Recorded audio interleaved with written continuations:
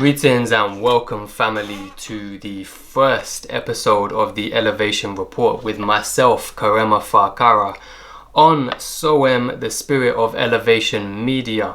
Welcome. And today we have had a report come in from a primary school teacher who has revealed some of the guidelines and regulations that have been implemented in this school in North London. Now, this comes following last month where UK schools began to reopen their doors for education.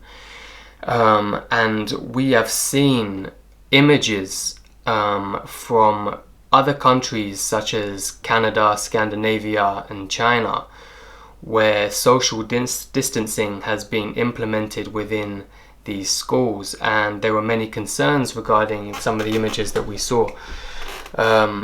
Now, this was the first time I had heard of the regulations and guidelines that are being put in place within the UK.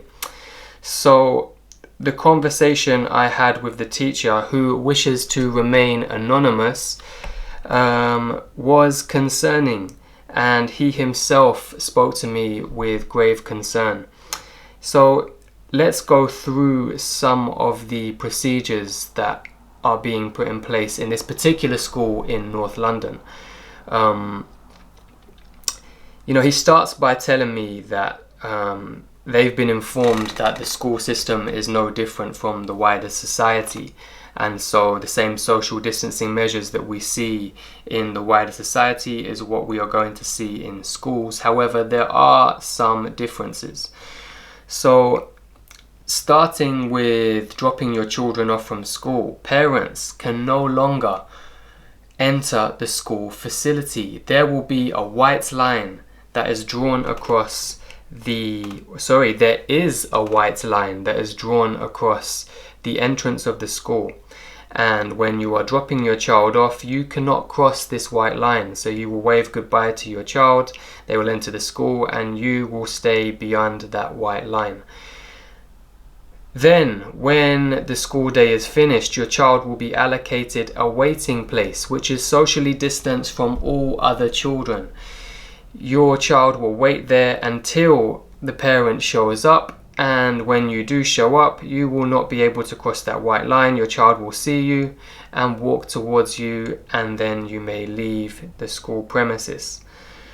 So this may have concerns with many parents who, wish to drop into school for whatever reason.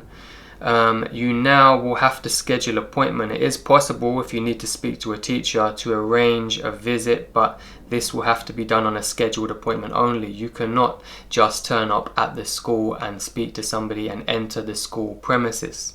Now, upon entering the school, children will have their temperature checked, and if their temperature is above the threshold, they will be sent home. I don't know if there are any quarantine measures that are being put in place regards to this, similar to what we see for employees. But temperatures are being checked as children enter the school. Now, children can no longer be in physical contact with other children. So this means no shaking hands, no high fives, no hugging, no physical playing at all. So there is an air handshake which is being taught in this particular school. I don't know what this looks like, but the children are being taught to air handshake instead of making any physical contact with each other. Now, it's already been 6 months since this lockdown has started. The children are going back to school. What implications does this have? No physical contact in school, having your temperature checked. What fears are being installed into these children? Let's go on. Children's desks in class are now separated, so children will no longer be sitting together at desks. No desk sharing. Children will have their own desk And in this particular school, children have their own desks and they remain at their desk throughout the working day. Any work that is being done that requires them to be at a desk is being done at that desk. So they do not move to another classroom, they do not move to another desk. They remain at the same desk throughout the working day. And also, very, very interesting, children are now being allocated their own electronic devices such as PCs, laptops and iPads. Individual children will now have their own electronic devices, as to not share their devices with other children. So the idea is that not having multiple use on electronic devices will limit the spread of the virus. Big budgets that these schools must have in order to purchase this equipment, if this was not already being done before. As far as I was aware, I had no realization that this was being done, and if this is a new measure that schools are now taking, the electronic companies must be laughing. The teacher also shared grave concerns about the dramatic increase in use of electronic devices. He explained that those pupils who have not yet returned to school, 100% of their work is currently being done online using electronic devices. These children have all of their contact, and the work that they are producing is being done on either laptops or iPads. Now, in schools, 50% of teachers are no longer teaching classes in the school. 50% of teachers are now pre-recording a video of the class and uploading it to an online platform, which the children download when they arrive at the school the next day, and are given tasks from this video from their iPad. So we are seeing a huge increase in isolated education and robotic education, where children are being given their information through electronic devices, even in class, not only while they're at home. On top of this, he shared one of his particular concerns was with the fact that since they've returned from lockdown, he hadn't noticed any writing being done outside of electronic devices. All writing was being done on laptops and iPads. So where does this take us? If this, we understand already that this is the computer age, and that we know that technology has rapidly been increasing in schools.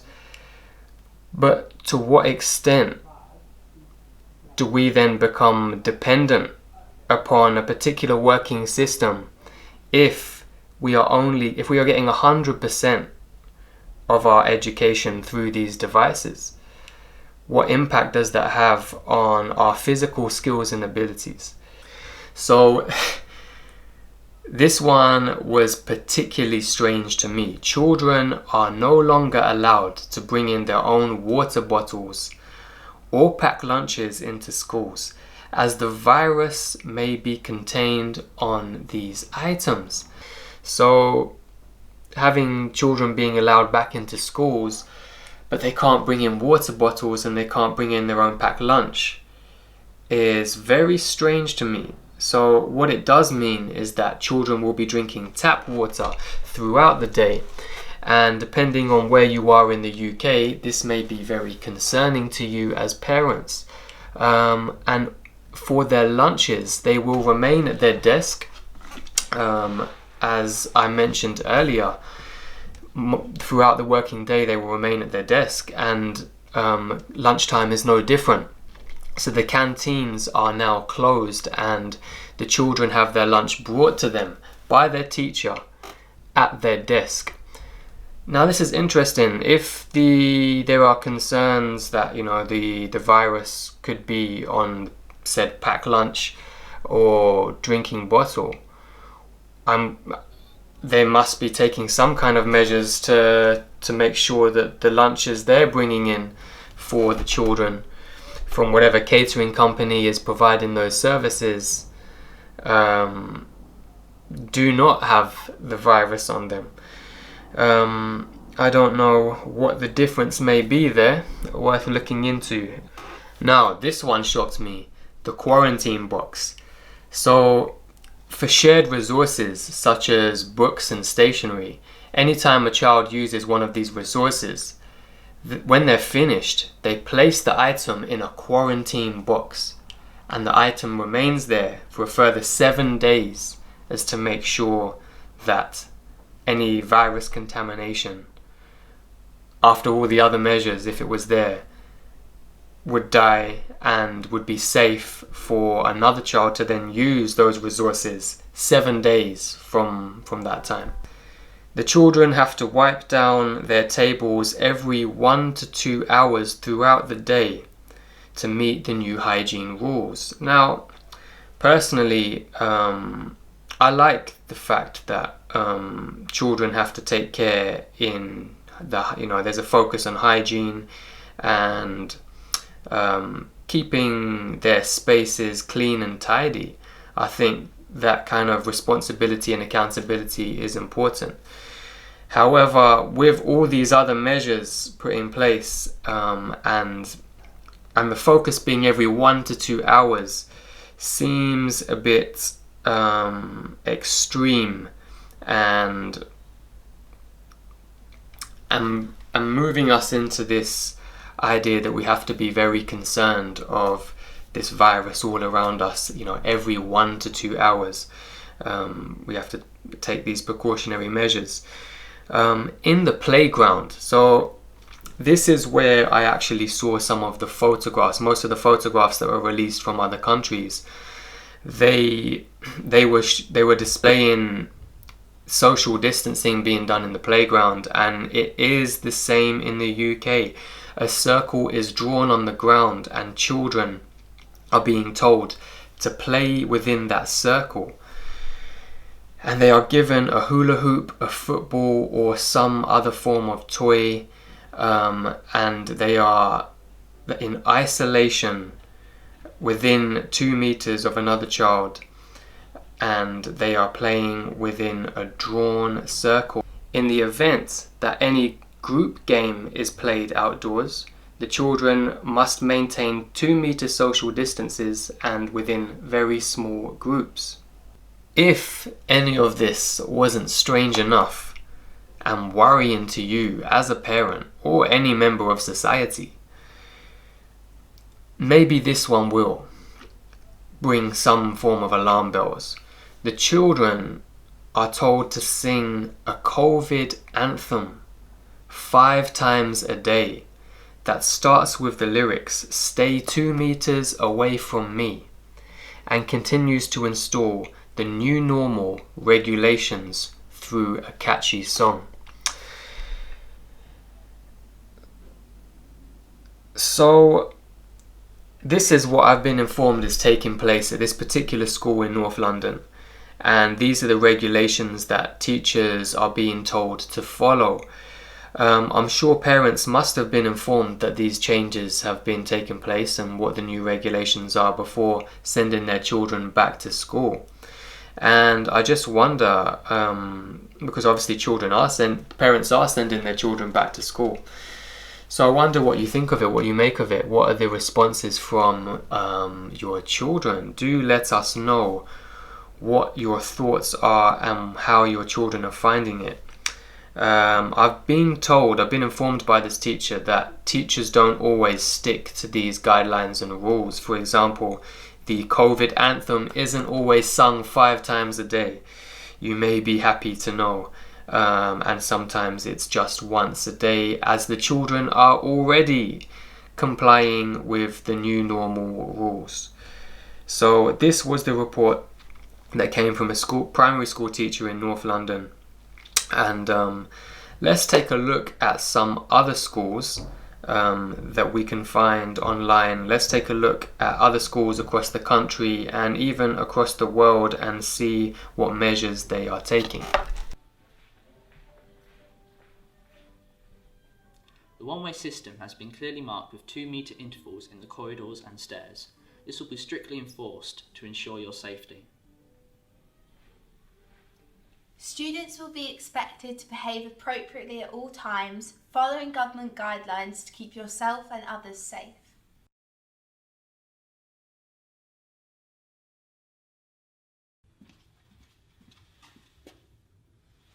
Students will be allocated a specific time and day to enter the school site. They will be in a classroom with 10 to 12 other students based on the ability to maintain the 2-metre rule. Large groups of up to 25 students will be occasionally allocated to go out into large open areas such as the gymnasium if the lesson requires it. Initially, students will be in one classroom for the whole day, with teachers moving from room to room to allow less interaction between people. During changeover, the students will stay in the same room also. Students will be allocated a specific workstation where they will remain there for the duration of the day. Individual laptops or computers will be allocated to students. These will be disinfected each evening. As well as this, students must take home their school books at the end of every day. Students will receive feedback for work submitted online and verbally in class. Students must not share equipment. Students must also sanitise regularly. The head teacher told me even with the small current numbers, they're having to think creatively and simply wouldn't have room for everyone. That it's set up for 15 children. Okay. And it's been quite a challenge to get all of the furniture arranged. Our building is bigger than many, but we can't fit them all in. So then we'd be having to look at capping the numbers in particular year groups. And that becomes very difficult then, because how can you choose who can come and who can't come in? There has to be a clear explanation of that for parents who naturally want children to come back to school.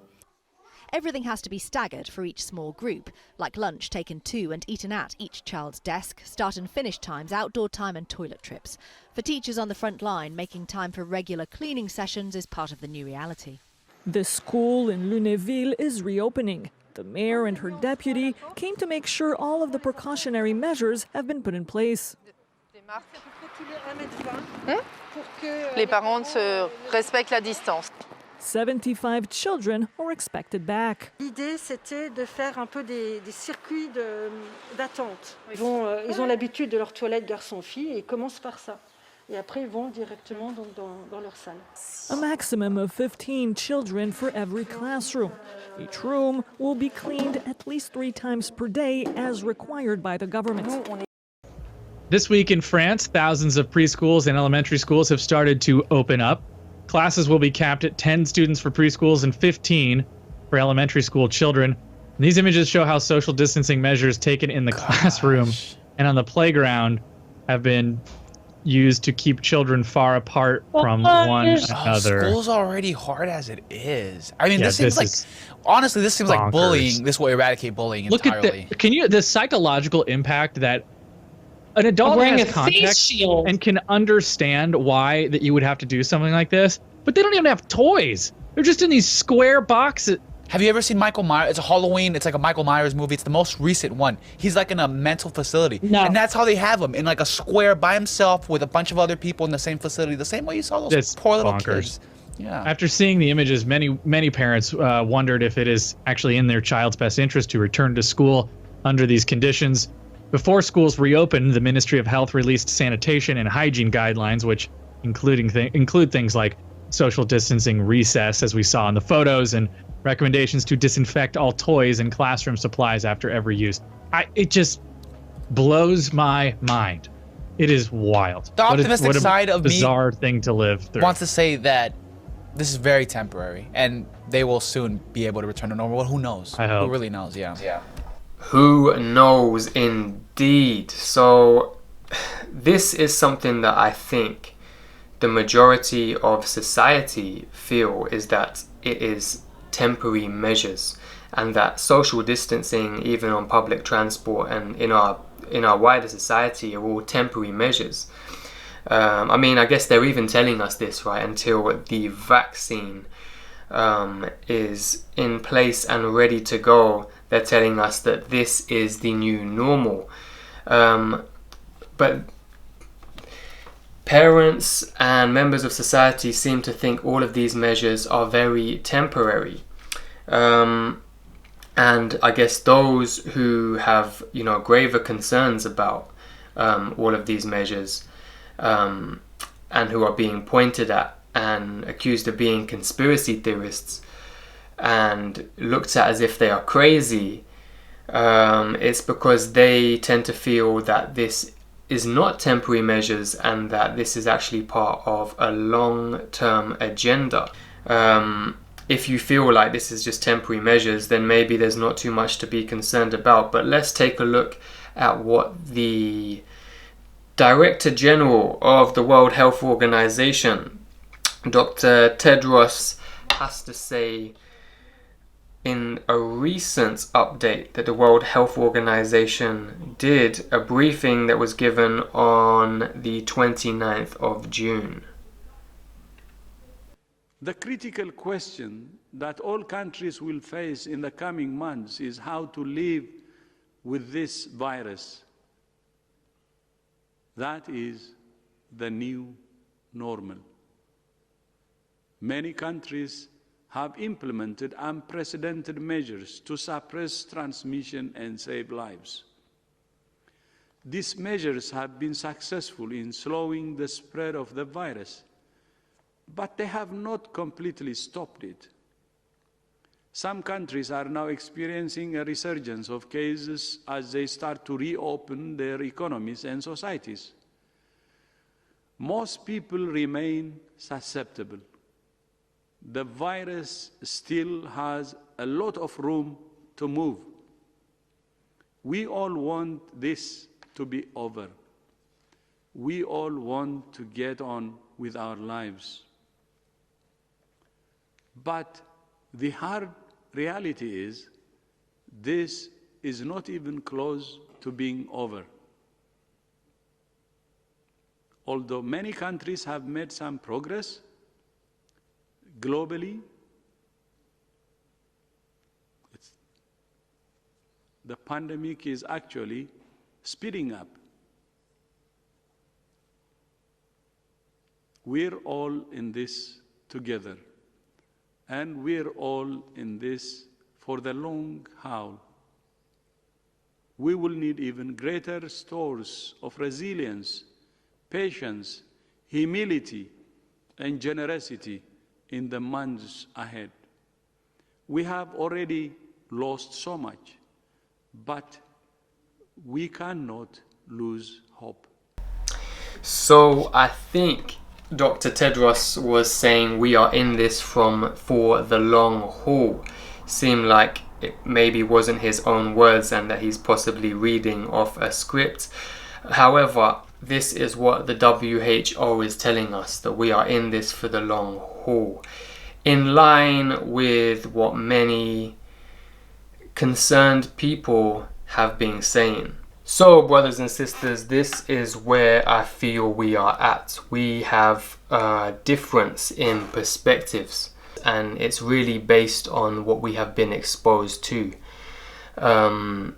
So, whether you feel like these are organizations and governmental bodies that are working hard and doing their best to keep us safe, or you feel like there is a malicious programming in order to suit a particular agenda that is taking place in order to install obedience and compliance within our children to bring about the new normal agenda of a totalitarian one world government. So for those of you who would like to know more of what I am talking about, there are many things for you to go and research. I mean, let's just start with germ theory, the idea that all of these precautions and measures that we are taking is in unison with global health experts is inaccurate. There is many discrepancies and arguments to look at. So take some time to look into germ theory. Look at some of the founders of the science we are following right now with Louis Pasteur. Look, Louis Pasteur versus Anton Béchamp is a case to look into. Germ theory versus exosome theory.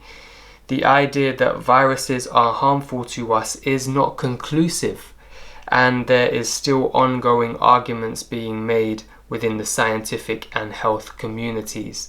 Look into these things, look into them and think for yourself, make up your own mind. Read the information, the official information that Public Health England puts out. Read the official information that the CDC and World Health Organizations puts out. Look at the agenda for the 21st century that was signed for in 1992 in Brazil by 179 countries agreeing to this agenda, which we are seeing taking place every day and every year. They are taking steps and steps towards this goal. Look into the fact that there was a coronavirus pandemic simulation that took place 6 weeks before the first case in Wuhan, China. Now, I believe this was done by the Global Economic Forum. I will make sure I have the correct details and put it in the display screen for you to see. Look at these things. There is many agendas going on and taking place all at one time. And in order for us to have a balanced view out of all the information and to be able to dissect the information that we get from these authorities, we need to understand the arguments by professionals and all people. Look at all the arguments. The moment arguments are being censored, that, my friends, is a red flag. Arguments should never be censored unless somebody is worried of the opposing argument being in favor of theirs. There is no reason to censor. The idea that censorship is a safety precaution so that people aren't misled leads us into only one view, which means if we are being misled, all of us become misled. These are basic freedoms, human rights that we need to fight against. We are not children that need to be dictated to what we can consume and what we can and cannot think. Is this the direction you want our society to go? Is this what you want for our children? Okay, people, this has been the Elevation Report. We thank you for watching, and as ever, stay balanced, stay informed, and continue your elevation. Until next time.